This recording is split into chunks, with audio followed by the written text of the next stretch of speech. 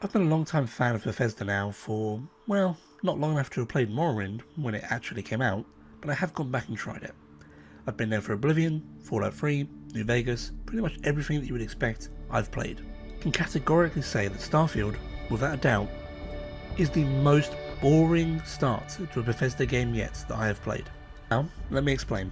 The opening will be playing in the background as we go along, and it isn't bad. I like the companionship of the mining crew, this simple kind of easy way to get you into the story, with your supervisor talking to you. All of this is fine.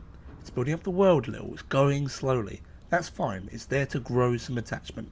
It's a big ask to try and get me involved in this world as you would Elder Scrolls or Fallout, and I understand that. However, this kind of slow, petering along beginning falls apart when you completely abandon these people and they seem non-consequential almost minutes after meeting them. Now, I know what you're going to be saying. I'm sure a few of you are already saying, "Oh, Kate, but you kind of do that in every Bethesda game. You abandon your starting friends, you move on out into the wider world and do something greater." And yeah, you do, but this is usually done after about an hour or so of you playing the game. During this time, you have a chance to kind of go through usually some sort of dungeon with them, have a little bit of combat, or in Fallout, you'll have a chance to grow up with these characters. You'll know them in some regard. In Starfield, you touch a rock, fall unconscious after some kind of interstellar moment, and then fight 5 pirates who kill a bunch of random miners. This all happens so quickly. On its own, it could be fine, but I don't build any relationship. I know the supervisor Lynn, and then the guy from the Constellation who shows up, but why do I care about them? Who should I care about? What's the point in introducing these characters? Immediately, the man from the Constellation arrives and is here to whisk me off on a better life, how mining is bad, and I can just get off this rock. I'm special, because I touched the rock and had a reaction. Everybody else has been handling it fine. We're an hour in, if you've been going kind of slowly and watching all the dialogue. And already the game has decided, I'm the chosen one. I'm the chosen one because I touched the rock and I passed out. I haven't slain a dragon, I'm not the sole survivor, I just touched the rock. Again, both Oblivion and Skyrim were bad for doing this, but they did it in far better ways. In Oblivion, you're part of a prophecy, which at the start no one really believes, you're just a prisoner. They kind of throw you aside, expect you to die, but wow, you keep coming back. Well, we're running out of blades and you're kind of useful, so I guess we'll keep you around for now. We'll trust in what the Emperor said. Skyrim is a little different. You have the opening where you're talking to all the prisoners, you go through the dragon, you escape. You have probably 2 to 3 hours of gameplay if you decide to follow the main story and don't just immediately run off into the wilderness. You have a chance to adjust to the world. And you can just run away. You can run away and do what you want. You don't have to immediately go off and be the chosen one. Starfield, I'm stuck on a mining rock. I don't have a chance to do this. I don't have a chance to first grapple the world, figure out who I am, and then become Artifact Man. It's much more like a Fallout game, where you kind of have this strong moment and then move forward. However, there is no strong moment. There isn't a strong thread. There isn't a missing father or my child being taken.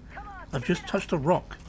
And for touching a rock and creating my character, I've been told that the strange explorers that I've just met want to take me away. What if I like being on the mining rock? What if I want to stay a miner? This is kind of me being pedantic, but I don't like this opening. It's the weakest I've seen from Bethesda, and I really feel like they should be doing better, especially in a month where we've just seen Baldur's Gate do a Chosen One game and open far stronger.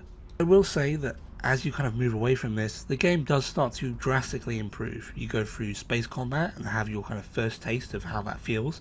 You go into another tutorial area where you're taught scanning, lockpicking and persuasion as you fight various enemies, and it does start to kind of improve because I'm not immediately thrown into you're special. You're just learning your kind of ways as an explorer. Rather than being the Skyrim Elder Scrolls experience of you're really special, it feels more like just being back in another Fallout 4 dungeon. So if you liked that experience, you'll probably like Starfield.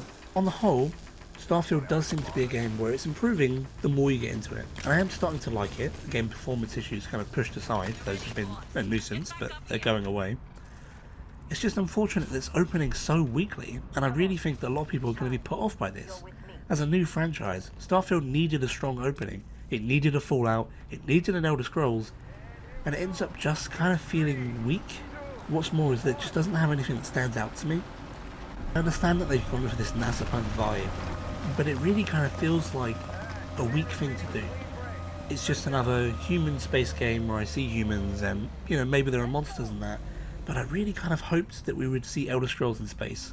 And not seeing that, I just don't know if Starfield's going to have staying power in another 5 years. People are still playing Skyrim, people are still playing Fallout, desperately hoping for a new one. Am I really going to be playing Starfield in 10 years? I don't know. Anyway, I will continue playing. I'll see what I think of it later down the line. I'll probably do a review, much like I'm going to be doing for Baldur's Gate 3 soon, as I've almost finished that game. And I'll see how much it improves. I really want it to. I really hope this is a good game come the end of it, but we will see. I'll see you in the next video, and thanks for watching.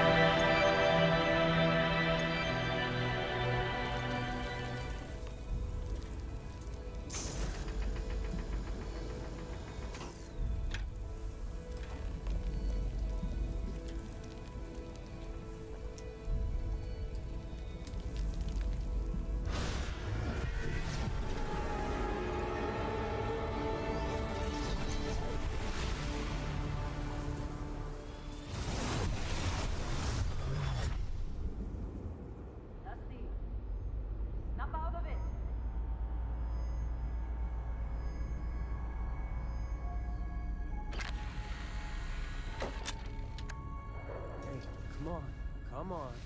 Okay, take it easy. You were out cold. No physical damage. Mentally, the jury's still out. You know who you are? New recruit for Argos Extractors? Ring any bells? Any of this look familiar?